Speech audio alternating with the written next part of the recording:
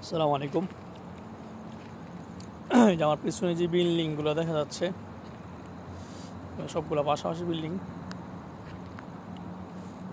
এই যে একটা বিল্ডিংয়ে বাংলাদেশে প্রায় 1 থেকে 2টা গ্রামে যেই মানুষ থাকে, একটা বিল্ডিং সেম একটা গ্রামের মতো।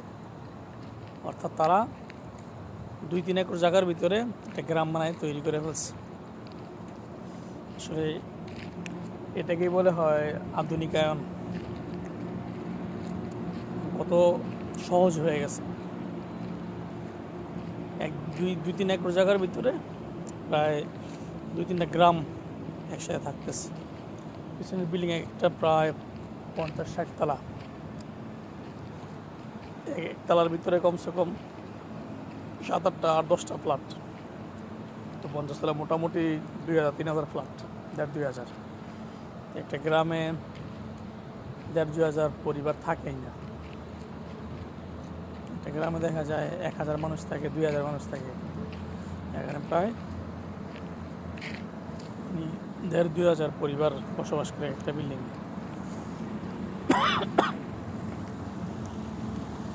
এগুলা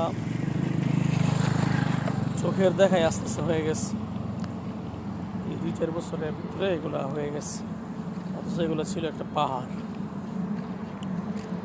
পাহাড়কে আস্তে আস্তে আস্তে আস্তে কেটে কেটে পরে এই বিল্ডিংগুলো তৈরি করা হয়েছে।